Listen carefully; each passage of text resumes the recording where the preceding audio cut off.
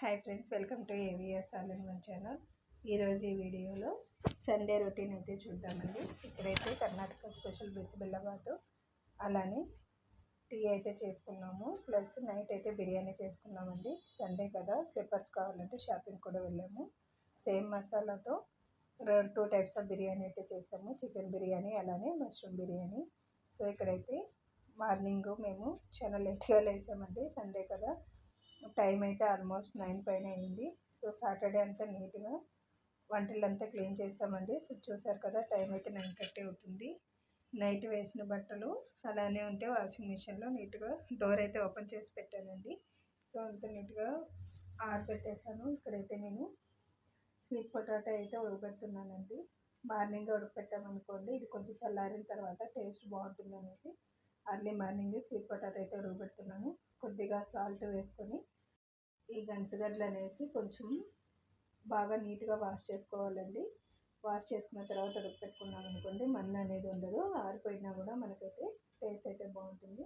So చూసారు కదా, ఇక్కడైతే కుక్కర్ లిడ్ క్లోజ్ చేసి ఒకసారి ఉడికిందో లేదో మనమైతే కూర పెట్టి చూసామనుకోండి, కరెక్ట్గా మనకైతే సరిపోతుంది.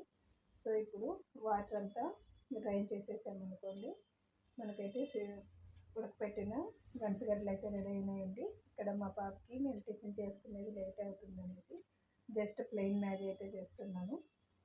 వాటర్ వేసి అందులోకి కొద్దిగా సాల్ట్ వేసుకొని మ్యాగీ వేసి ఉడకపెట్టుకోవడమే అండి. ఇదైతే చిన్నపిల్లలు చాలా ఇష్టంగా తింటారు. ఏముండదు, జస్ట్ మ్యాగీ మాత్రమే ఉంటుంది. కావాల్సిన వాళ్ళు ఆమ్లెట్ వేసుకొని ఆమ్లెట్ని పార్ట్స్గా చేసుకొని మిక్స్ చేసుకొని తినడమే అండి. ఇది కూడా టేస్ట్ అయితే చాలా బాగుంటుంది. ఒకసారి ట్రై చేయండి.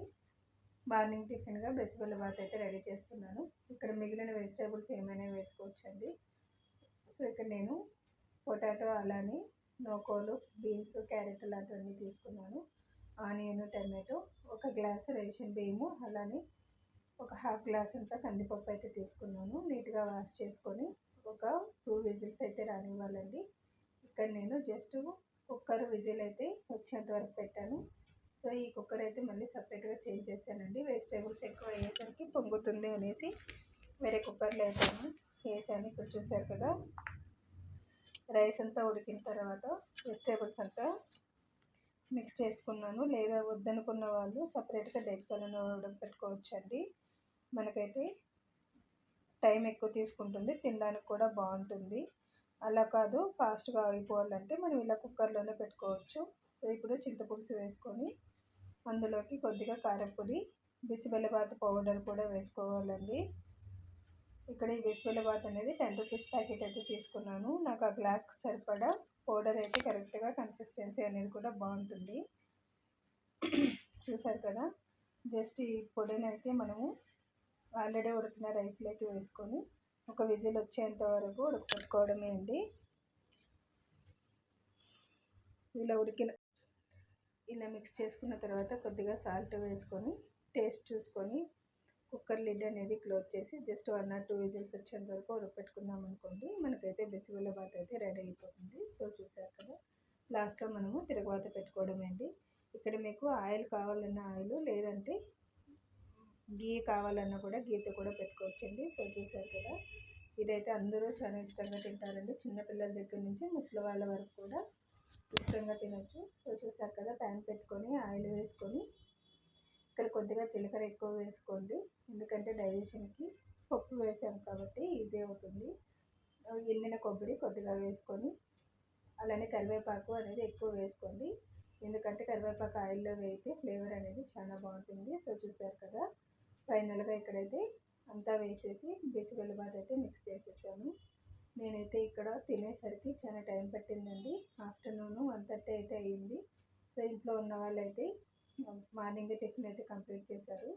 ఇక్కడైతే కారా బూందీ అనేది దొరుకుతుందండి సపరేట్గా స్వీట్ షాప్లో. వాటిని మిక్స్ చేసుకొని అయితే బిసిబెల్లబాత్ అయితే సర్వ్ చేసుకోవాలి. ఈ 2 కాంబినేషన్లో టేస్ట్ అయితే చాలా బాగుంటుంది. ఒకసారి మీరు కూడా ట్రై చేసి ఈ టిఫిన్ ఎలా ఉందో నాకైతే కామెంట్ సెక్షన్లో కామెంట్ చేయండి. ఆఫ్టర్నూన్ అందరూ లేట్గా తినేసరికి లంచ్ ఏం లేదండి, స్కిప్ అయితే చేసాము. సండే కదా, సో ఇక్కడైతే డైరెక్ట్గా 4:30కి టీ అయితే పెట్టుకుంటున్నాము. అల్లం టీ. పాలంతా మరిగిన తర్వాత కొద్దిగా అల్లము, పాలకు తగిన టీ పొడి, అలానే ఎలకబుడ్డ వేసి కొద్దిసేపు బాగా ఉడికించాలండి. అందులోకి మనకు టేస్ట్కి సరిపడా షుగర్ అయితే వేసుకొని జస్ట్ కొద్దిసేపు బాయిల్ చేస్తే చాలు. ఎక్కువసేపు చేసామనుకోండి పాకంలాగా ఉంటుంది. సో చూసారు కదా, మనకు చిక్కగా ఉండే టీ అయితే రెడీ అయింది. ఇక్కడైతే నేను 2 టైప్స్ ఆఫ్ బిర్యానీ అయితే చేస్తున్నానండి. ఒకటైతే వెజ్, ఇంకోటి అయితే నాన్ వెజ్ అండి. ఇదైతే చిట్టి ముత్యాలు అలానే బాస్మతి రైస్ రెండు సపరేట్గా అయితే తీసుకున్నాను. వాటిని అయితే ఒక 2 to 3 అవర్స్ అయితే నానపెట్టుకోవాలండి. షాపింగ్కి అయితే వచ్చాము. యాక్చువల్గా స్లిప్పర్ అయితే కట్ అయింది. సో కొత్త స్లిప్పర్ కోసం అయితే షాపింగ్కి వచ్చామండి.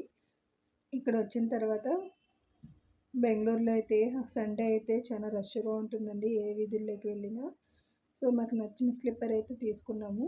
డైలీ యూజ్కి వాటిని కూడా 350 అయితే వేశారండి.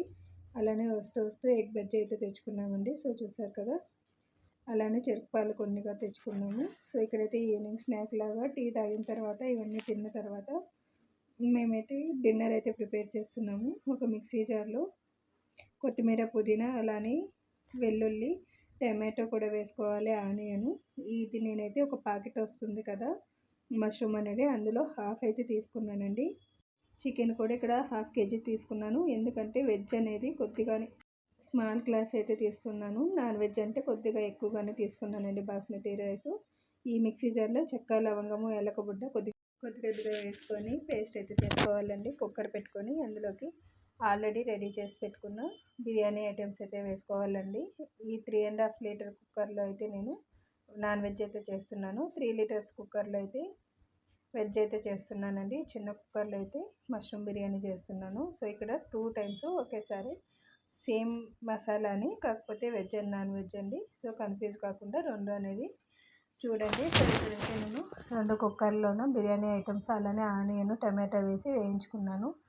ముందుగా చికెన్ అనేది నీట్గా వాష్ చేసేసి ఆల్రెడీ ఉడుకుతున్న టమాటోస్ అయితే వేసానండి. సో చూసారు కదా, ముక్కలు అనేవి కొద్దిగా లావుగా అయితే కొట్టించుకున్నాం అనుకోండి, మనకైతే తొందరగా ఉడకకుండా రైస్లో ఎక్కువ మిక్స్ కాకుండా సపరేట్గా ముక్క పీస్ అనేది బాగుంటుంది.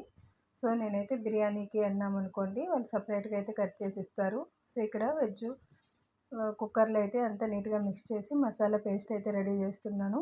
కొద్దిగా వాటర్ వేసుకొని స్మూత్గా అయితే రుబ్బుకోవాలండి మసాలా అనేది. సో చూసారు కదా, ఫస్ట్ అయితే నేను వెజ్లోకి కావాల్సిన మసాలా అయితే వేసుకుంటున్నాను.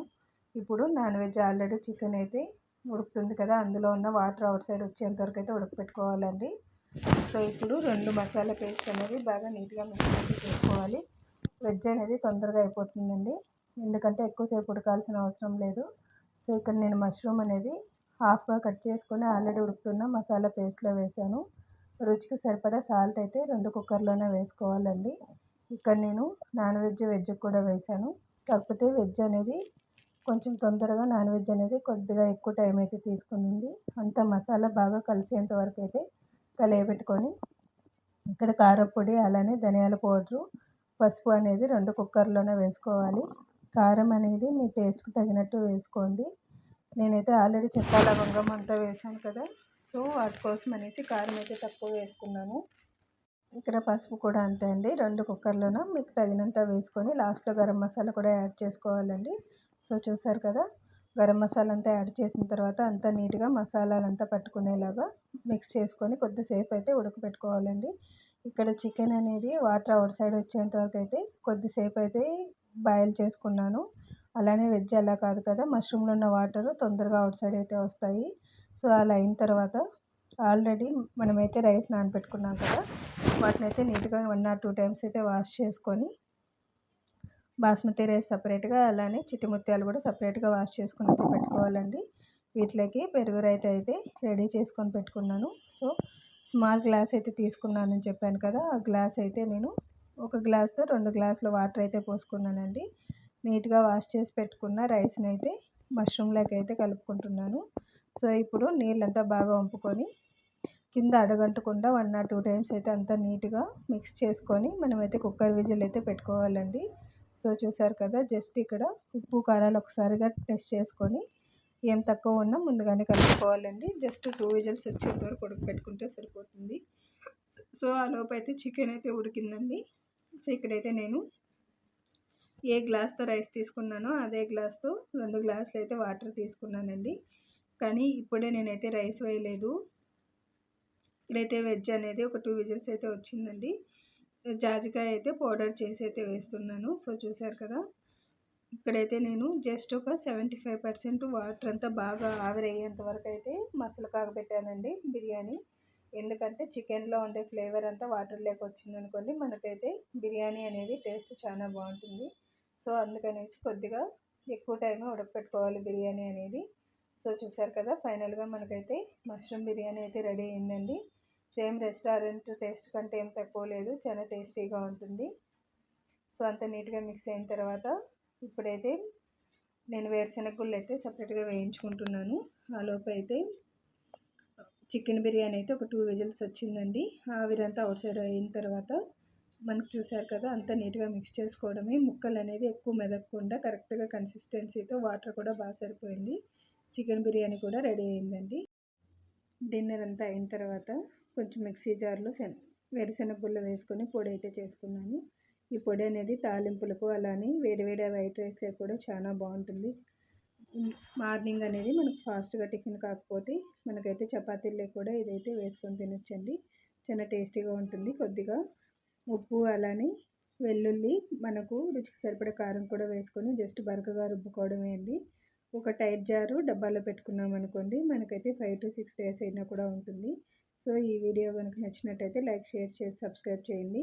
ఈ రెసిపీస్ అన్నీ మీరు కూడా మీ ఇంట్లో ట్రై చేసి ఎలా ఉందో నాకైతే కామెంట్ సెక్షన్లో కామెంట్ చేయండి.